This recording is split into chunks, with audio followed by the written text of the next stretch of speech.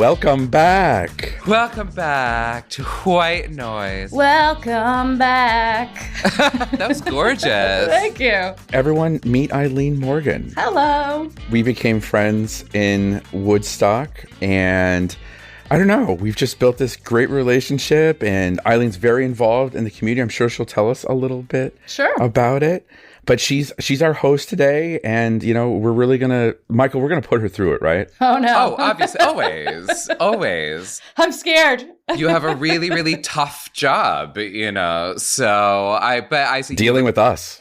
So good thing you're hydrated. Yes. You were just given water, thank God, you know, because it's rough stuff. It's not boiling pee, though, is it? It's not boiling pee, which I've had intimate experience with this week, actually. Oh, yes. What happened? It was a confluence of events, flowing. Apparently, a misnomer is to turn your pipes on in the freezing cold to keep the pipes running. I didn't even actually do that. We had a dripping bathtub faucet, which the cats loved. It's like their little spring.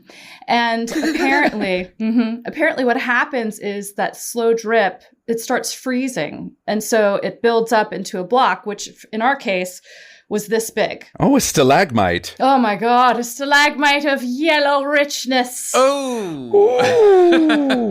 Because that's big. That's like a foot. Yeah, yes, easily. And so what happened was I got up in the morning, I went pee, I went downstairs to do something. So I go back upstairs, I turn on the shower to get it nice and hot. And I'm like, I'm gonna use the restroom one more time. You know, before you get in the shower, you know, as you do. And I open the lid and it's not drained. It's not flushed from earlier. And I was like, okay, it's an old kind of quirky house. I'm like, so, you know, I use my plunger. I try and flush it, nothing. I do this 2 more times. I'm like, I should turn the shower off because it's still like rolling. So I turn the shower off, plunge 2 more times. And I'm like, I don't know what's happening. I'm like, this is weird. So I go downstairs to get another plunger and try the toilet down there. It flushes, it's fine. As I'm walking back, so I'm on the first level. This toilet that I was dealing with was upstairs. Drip, drip, drip, underneath the shower. And I was like, oh no. So I go up, I open the shower. There's this much standing water in the shower. Yeah. So this is and I'm like, okay, gotta cancel this. Megan, who you had on, my partner earlier, like last week or whatever, she was having an art show in the city. I was supposed to go do that. I was going to get my bang trims. Cleaning lady was on her way. I'm like, this. So, yeah, it was that kind of a morning. The plumber didn't come for like 2.5, 3 hours, but God bless him. He came because it's freezing cold out. And he said, I think it's a drip. Do you have a dripping faucet? And I was like, yeah. So he clears it. He managed to clear it. But he said the water that's dripping is just going to have to drain. You basically have cracks in your shower. You're going to have to wait. Like the fix is to just really dry caulk it and then we'll figure it out. But that light fixture, this big domed light fixture, he's like, that's fine. Don't worry about it. It'll dry up. So about 5 hours later, Megan and Doug show up. And the house, by the way, I keep everybody I'm telling on the phone, I'm like, it smells like a horse barn in here. It smells like a horse barn in here. It's so bad. And apparently it was even worse than I knew because I was sitting in it all day. Oh. So we go over to the drip, which is still dripping a little bit. And we look up at the light dome and we hear in the light dome. And I was like, I don't know, what is that? I don't like the way that sounds. We're all kind of dumbfounded. I'm like, I don't know. And I immediately go fire, like in my head, but I'm like, it doesn't sound like fire. So Doug touches the light that's got metal around it. He's like, oh, it's hot. Oh, it's really hot. And I'm like, call the police department, call the fire department. They don't answer. Call the police department. They're like, call 911, call the 911. They're like, we're sending a crew out. So the fire department comes and they measure, and it's like 200 and some odd degrees around this light. Yeah. So they immediately turn off all the power. So now we're in the dark and in the cold. Oh. And they say, it's pretty much okay. It's going to be fine, but we cannot tell you to turn the power back on because you need an electrician to isolate this. Oh, God. So at 7:45 at night, we call the electrician, and God bless him, we have some goodwill in this community. He comes out, takes mercy, and he unscrews the thing, and he literally pulls down an entire, like, Doug says a toilet bowl full of this rich, yellow, delicious smelling liquid. Oh, God. Boiling pee. There's no other word for it. So was basically electricity, was it arcing electricity through it? Apparently, there were probably some chemicals or something within that liquid, because normally like plain liquid wouldn't have done that. So essentially, I'm peeing like silver and gold. I mean, you know. I was going to say... They should harness this. I'm sure if we're looking for a new power source that's organic, me, baby. Like, I feel like we might have to put the fetish metadata on this one. So that was Friday. And that ended my dry January. Even before the fire department got there, I was like, I might crack. And then when the fire department got involved, I'm like, I'm done. I'm having wine tonight. Good for you. Yeah, I agree. It's a good way to end it. I mean, not a good way to end it, but a very rational place to land. Yeah, I felt like I wasn't going to feel guilty or disappointed in myself. I felt like I'm good. No, I think everyone would support that decision. Yeah. I can't say I've ever had anything. I've experienced a lot of like weird things in houses. I've never had that. So I guess you're replacing that shower. Yeah, we had talked about it. Basically right now we just have to super caulk it so that it's sealed. But yeah, sometime down the road after we replace our bridge and You have a bridge? White caulk or black caulk? Oh, cool. Oh my God, that's a tough decision. Both. Oh, cheers to that. Oh my God, Ryan, get out of here. Whatever. In home improvement, there's a lot of caulk. Exactly. So... The front is white and the back is black. I don't know. Oh gosh, so much cock. Aileen has a very, very cool property there, and very just real proximate to where we are. And I think it's like you've got like 40 plus acres, and there's an old quarry on it, and there's a little bridge going over a stream to cross over to the house. I mean, it's true for all of us, but just pervasive wildlife. I actually got a video from Aileen, or a picture from Aileen this week of a bobcat from a trail cam. Really? And then Aileen does a beautiful job of cultivating around the house. So one of my favorite things in the past to do is in the summer and the spring is sit out, and you get all of the fighting hummingbirds. Oh my God, it's the best. Oh, fighting hummingbirds? Yeah, they're I didn't realize this, but they're very much about controlling resources. So they battle with each other to get to the hummingbird feeders. Yeah. Actually, I bought a hummingbird feeder for this reason, and I'm going to put it outside that big window. Because you want to watch them duke it out? Oh, yeah. Hell yeah. Whoa. And here we think they're these delicate creatures. Meanwhile, they're like, get out of here, bro. I think it's specific to the ruby-throated. That they're more... Yeah. I mean, I think some of them are less territorial than that. So, and you've been singing, and you're a performer as well? I have been known to perform. I used to be a professional musician, singer-songwriter. I still dabble a little bit. I actually just recently wrote a song called Surrounded, which I haven't published, but yeah. Wait, can we find your music anywhere? Yes, you can find it on Spotify. There's some really old stuff. Yeah, there's some really old stuff and there's some newer stuff. And the newer as in like the last 15, I don't know. It's been a while.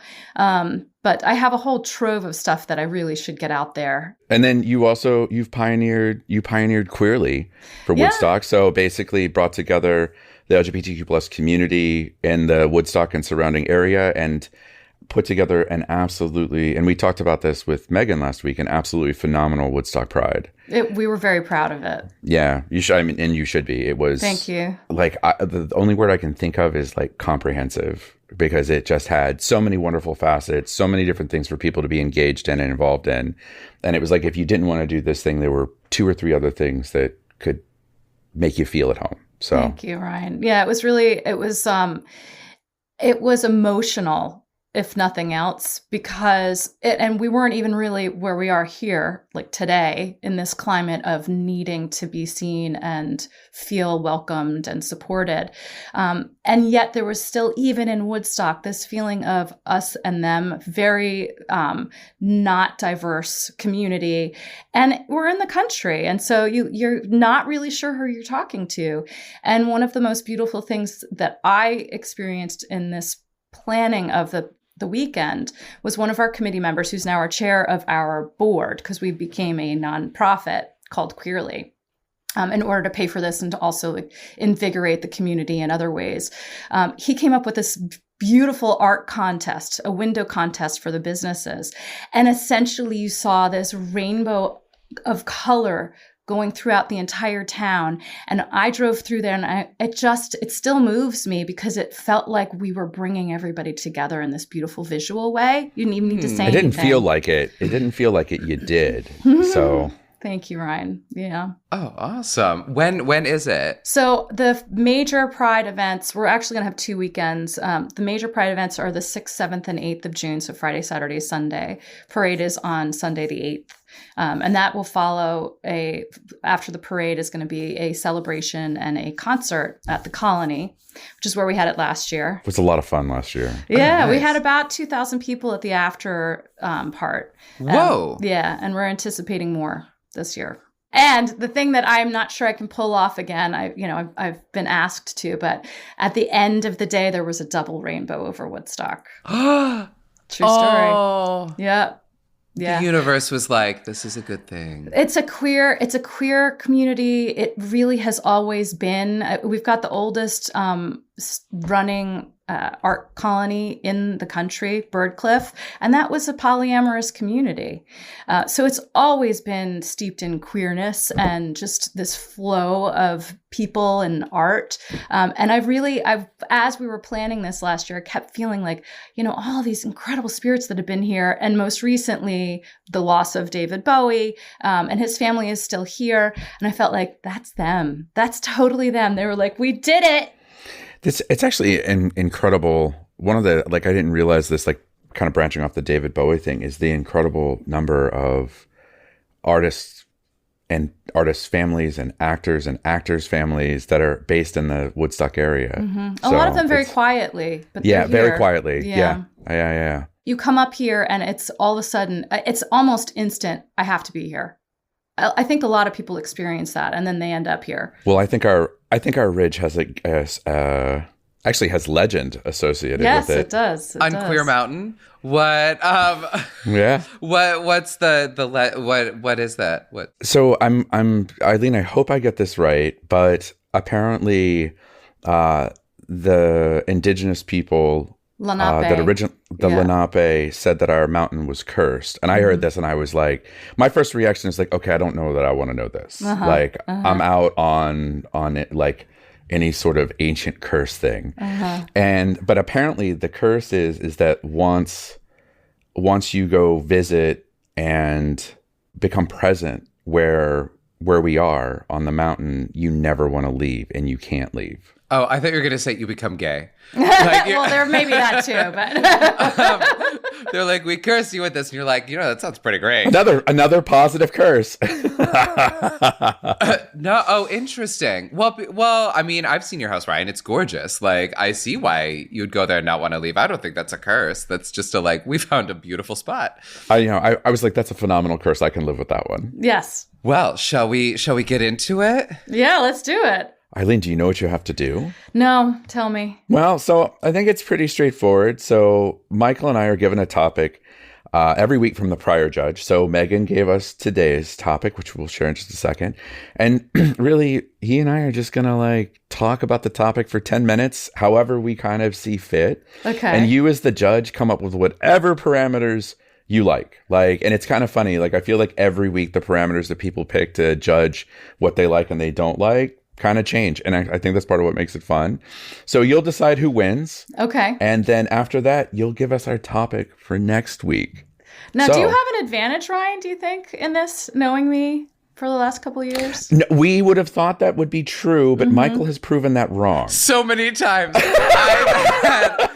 I have had many a friend on to judge thinking, for sure, slam dunk, I know them, I know their things that they like, and I still lose. So, Aileen, your other duty is to decide who goes first. Duty or pee? Well, given what's going on at your house. Your PP is to tell us who goes first. I'm going to give Michael the opportunity to start or pass. So I'm really intrigued. You know what? I'll go first because then we'll do me and then we'll learn. We'll end on a fun note of. That's another bonobo concept. All right, Ryan, let me know whenever my 10 minutes starts. All right. Ready, set, go. So when I first heard the word bonobo, I was like, wait, this is there's something. You know, when something goes off in your brain, you're like, this is from a movie or a show or something I've seen. And I spent all last week being like, what movie is it where somebody talked about the rare bonobo? And I could hear like an accent in my head. And I watch a lot of old movies. Like I'm a big like TCM junkie. And I was like, it must be like Cary Grant, Katharine Hepburn, because I heard this transatlantic voice in my head being like, the rare bonobo. Have you heard? I've been searching for the rare bonobo. And because it's such a fun word, and that's why it stayed in my head. So I've Googled so much this week of like Cary Grant, bonobos, Katharine Hepburn, bonobos, and nothing. And then finally, literally this morning, I was like, what is it? What am I going to talk about now? Because I haven't found it. Come From Away, the musical. It's from that. And I don't know if you know the show. Is that an Irish musical? It's Newfoundland, so it's close. Because their accents sound very much like an Irish accent. Mm-hmm. And I was like, that's what it's from. And so Come From Away is my favorite show, my favorite musical I've seen. That's why I was kicking myself. I was like, how did I not know this? So if you don't know Come From Away, it's a true story about, it's on 9/11. It's about this little town in Newfoundland.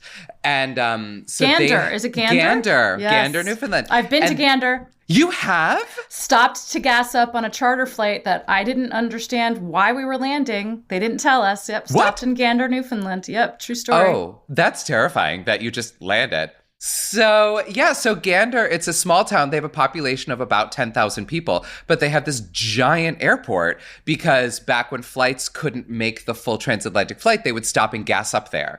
And then obviously when flights, technology improved, they didn't have to stop. It sort of whittled down to this just like little town with this random huge airport. So then on 9/11, they had 38 planes that were flying to North America were all grounded there. So they say roughly about 7,000 passengers landed in Gander that morning, but to a town of 10,000 people. So their population essentially doubled in a matter of hours. Mm-hmm. And so they wrote this gorgeous musical about just the 5 days that they were there. And the relationships that they formed and how this town essentially just opened their arms to all these people and how they dealt with it. And it's just the musical. Actually, they filmed it and it's on Apple TV. If you have an Apple account, you can go on and watch it. It's also on YouTube. But the music, if you like Irish music, it's great because the music's all very Celtic. But one of the stories that they feature, which I think is so great, is this woman, Bonnie, who is the head of the SPCA. She goes and they're getting all the people off the planes. They're trying to figure out where they're going to house them. And she was the only one that was like, there must be animals on these planes. There's 38 airplanes. There must be animals. And they were like, no, there are no animals on these flights. Like she called air traffic control. They were like, no, there are no animals. And she was like, I don't believe you.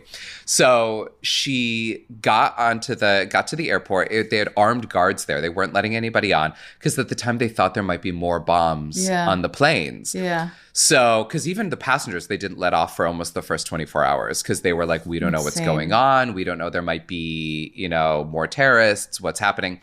So she broke through. She was like, shoot me. Just fine, then shoot me. Like, what are you going to do? And she got into the cargo holds against like government orders. And of course, there were animals. Yeah. Wow. She found dogs. She found cats. Cats. In the musical, there's a really great thing where like the guards come. They're just like, you can't be on there. And she's like, there's a cat named Lyle. She like finds his name with a pill taped to the inside of his crate. Like, who would give Lyle his pill?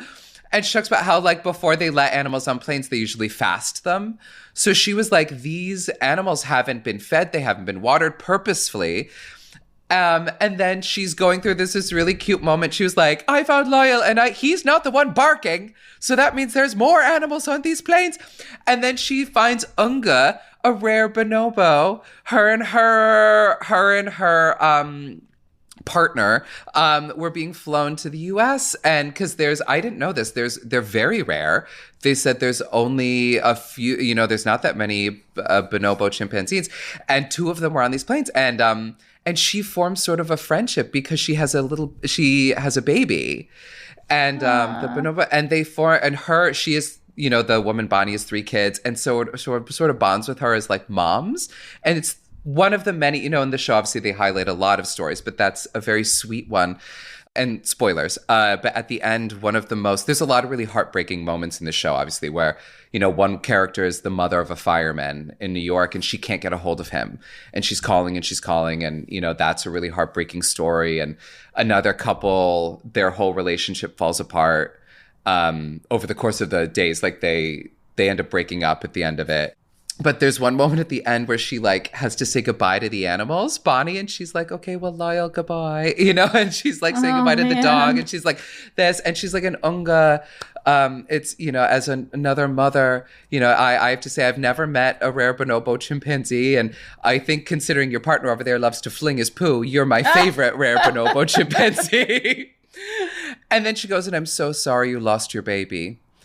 And the whole audience, I saw that show like 4 times. The whole audience, when she says that, is just like, and you hear people just start to cry because you never see her. You always see the crate, but everyone sort of like formed this weird attachment with this bonobo. And when she says, "I'm sorry you lost your baby," but like as a mother of 3, I'll tell you, sometimes they're more headache than they're worth. But you're gonna be okay. And it's just this really sweet, tender moment between species, you know, and the actress who played her on Broadway was brilliant, you know, and she starts to kind of cry in the scene. And so I have a question. So there was supposed to be a baby bonobo in the crate, and the baby bonobo died. She was pregnant, I think, and she lost I think it was like she gave birth and then they lost the baby. Oh, okay. But then she made it to her zoo in Columbus, and then I read about her after. So Unga, I was like, what happened to Unga? Because she's real, obviously. These are all true stories. So Unga just died in 2021, but she lived to be 29. Wow.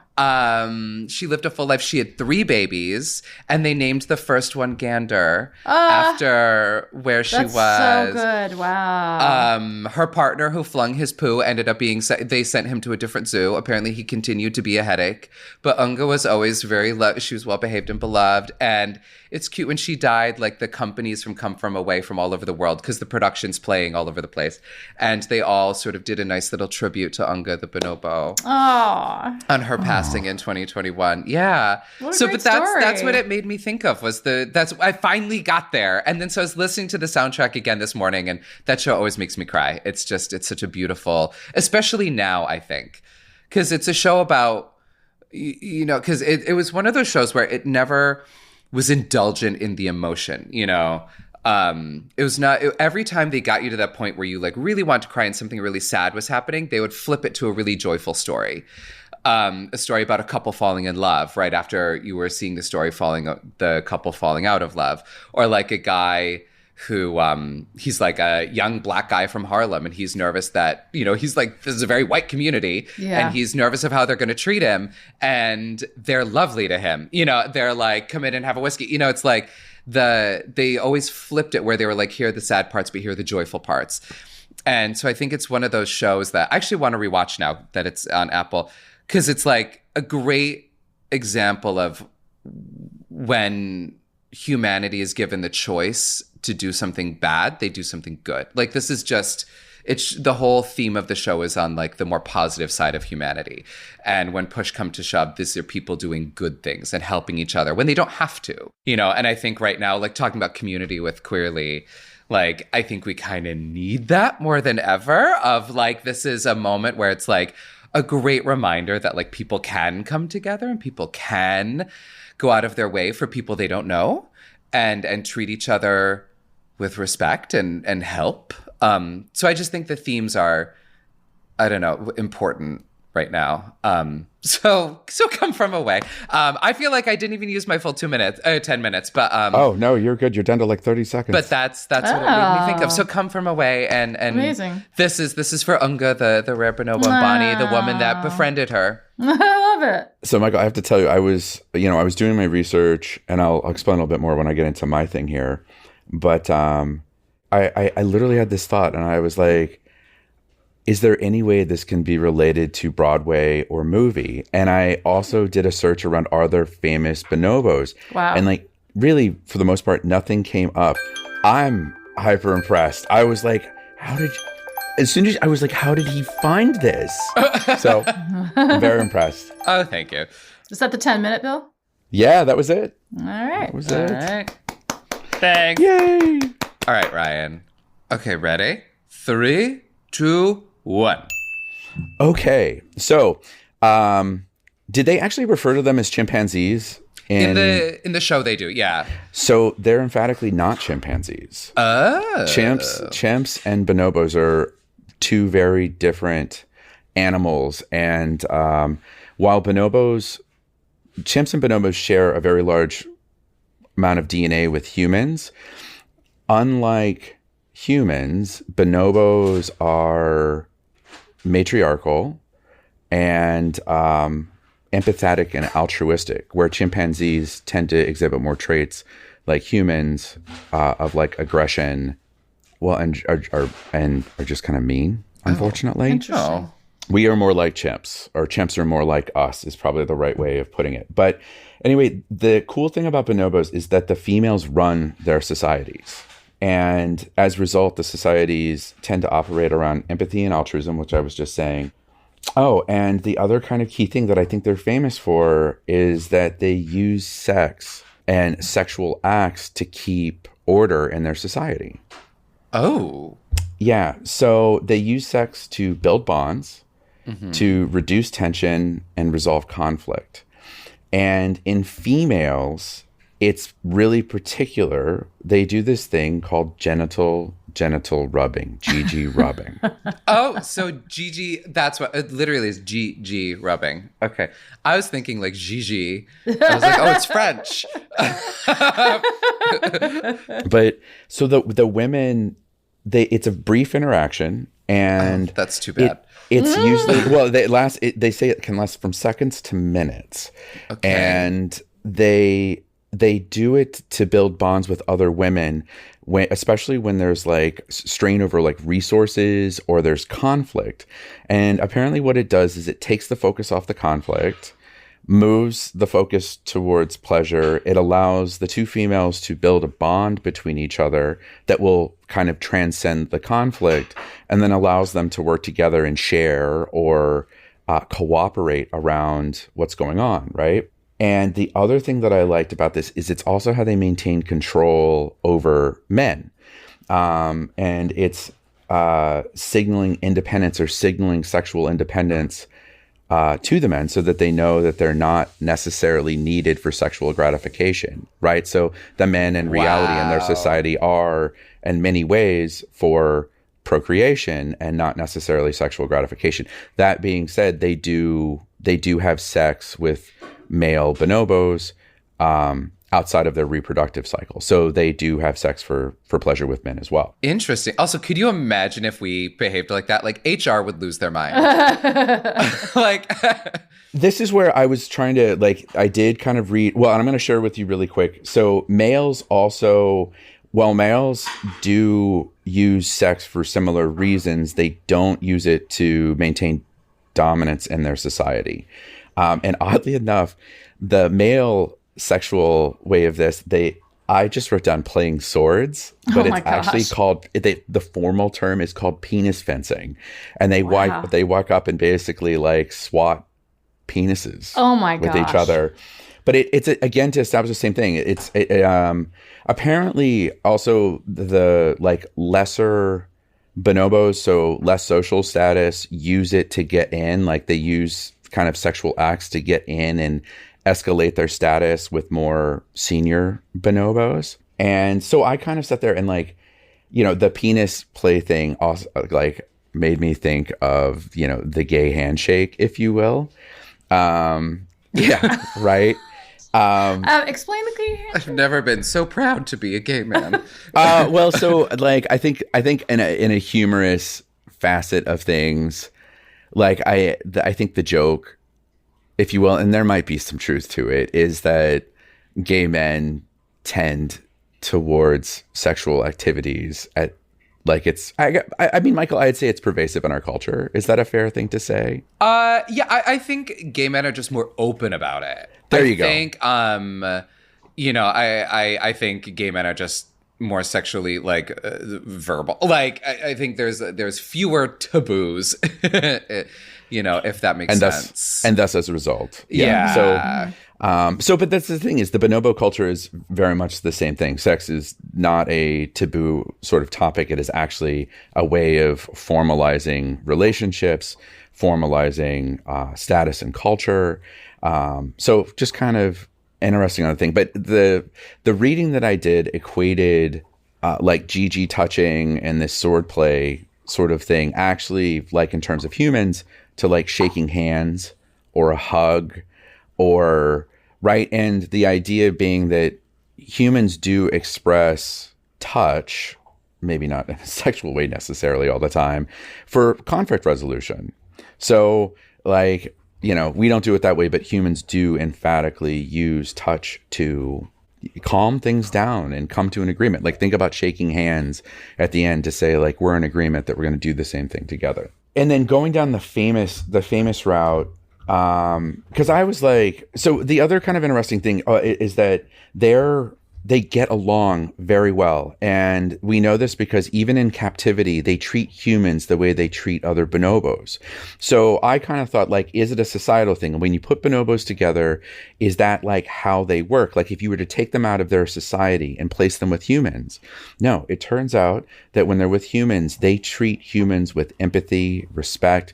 Apparently they will also like portray these sexual acts towards humans as well. But right, it's not a sexual thing. It's an idea of cooperation and alignment and wanting to be on the same page. So that's how they kind of operate. So as you were talking about, they're rare. They're from Congo and they're from a specific region in Congo. And I was like, are there famous ones? Because the first thing I think about, I don't know if anyone watched that crazy chimpanzee lady documentary thing. Oh, is that, no, I haven't. God, that's a mind bender. So like chimps can be extremely aggressive, especially as they get older. And as you know, they'll hurt you. They'll really hurt you. And so my thought is like, why wouldn't bonobos be more pervasive in media and movies due to and it turns out that, well, first of all, they're under heavy conservation efforts. And as you said, they're extremely rare. So I think there's a bit more control around it. But at the same time, apparently they don't fit the media stereotype that they want for like an orangutan or a chimpanzee on movies, because chimpanzees are bigger, they're more muscular, they're more intimidating, and apparently they have a higher contrast in their face. So chimpanzees have, I think, lighter faces while bonobos have darker faces. So media has stayed away from them because they don't fit the stereotype or the look that they want for media. Which I was like, it's all about the looks in Hollywood, isn't it? God. But the famous bonobos are all ones that have been involved in studies and have exhibited like intelligence around understanding lexicograms.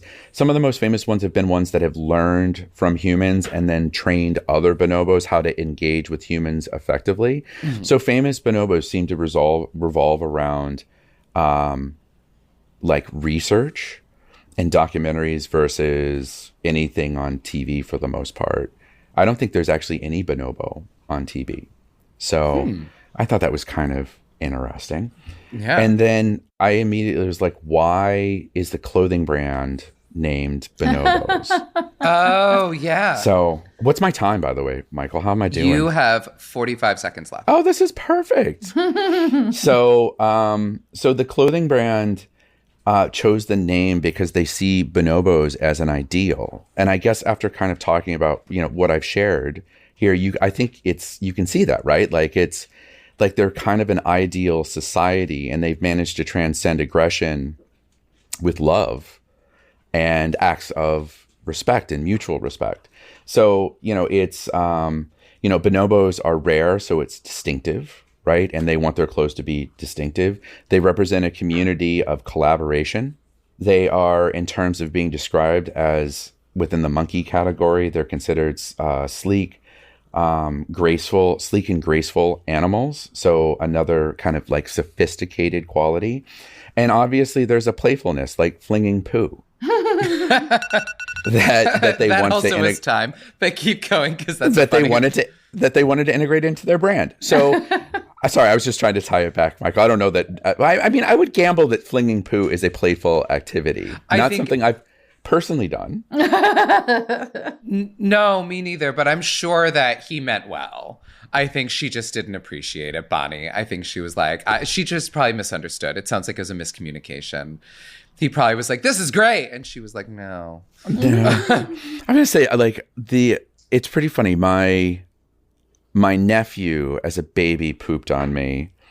And then my other nephew on James's side, he also pooped on me and a baby. So maybe I do, like, it was an early playfulness with both of them. Maybe. That drew me closer to them. There you go. Interesting. It shows just how much they like you, is that they pooed on you. They pooed on me. Yeah. So now you have the very difficult task. Very hard task. Of telling us which one you choose to be the winner.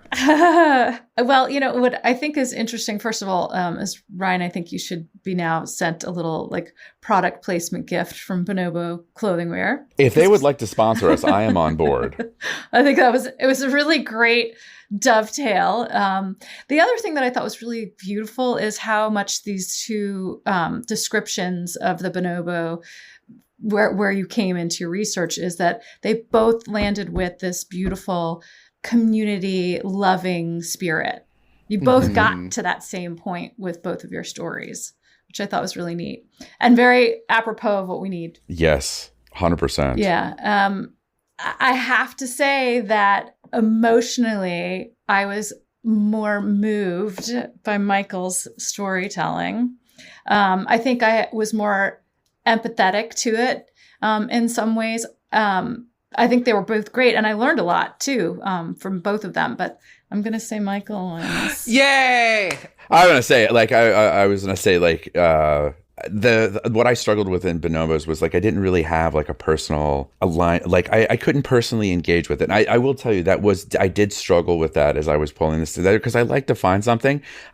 Michael, I was completely envious that you had the connection the way that you did on this one. Well, and I didn't even say, like, my uncle was a fireman who was killed in 9/11. Oh, I'm sorry to hear that. So I think that's probably why the first time I saw Come From Away, like, and I saw it with my mom, and it was her brother. Oh my gosh. And so especially a big part of that show is the waiting and how difficult it can be to wait. And so people comforting you when you're in that horrible tension of what's going to happen. And I think for us, we just personally, like, I remember that week of waiting of, like, is he alive or not? Because he was just missing. And especially the woman who plays, like, the mother of a fireman, and she's calling every day, where is he? And he's missing. And so I was going to say that's also, I think I have a very personal connection to that show. So again, whenever I hear the music, I'm like, bah! Like, it all comes back. I have amnesia when it comes to that sort of thing. I think I saw it on Broadway. Is it mostly very, like, almost there's no set, it's just chairs? That's right. It was so brilliantly done. The whole set is chairs. I think I saw it. And the actors play, it's one ensemble of actors, and they play all the people on the planes, and they play all the people in the town. So they'll just, like, turn around and switch their hat and their accent, and then all of a sudden they are not. And the stories are great. Like, they have one woman, she was the first female commercial pilot. And she was one of them, and she's a whole song about her story going from, like, she's from Texas, and she started out, she wanted to be a pilot, and they were like, women can't do that, you should be a stewardess, and how she rose up. Her first job was flying cadavers. Oh my gosh. In, like, little tiny planes, and it would be her alone in a plane with a dead person.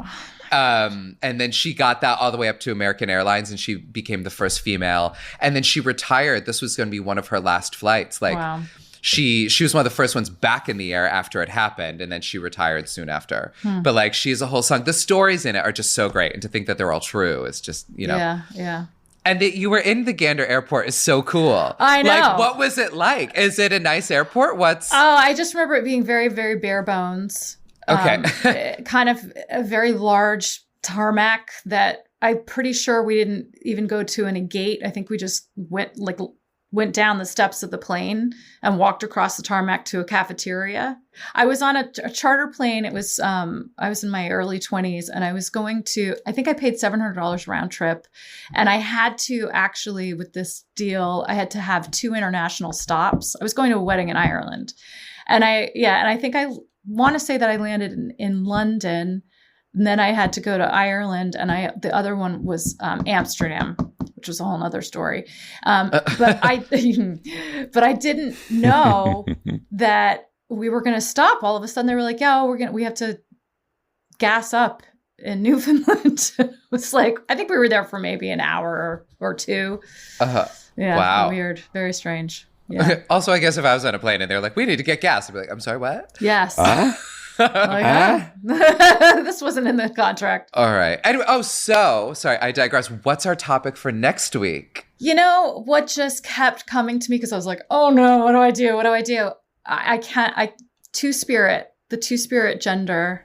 Ooh, cool. Great. All right, cool. And now I have a bunch of cleaning I have to do, and I want to listen to your music. Oh, thank you. So wait, if I search on Spotify, if you tell me, because then anyone listening can search it. Yeah.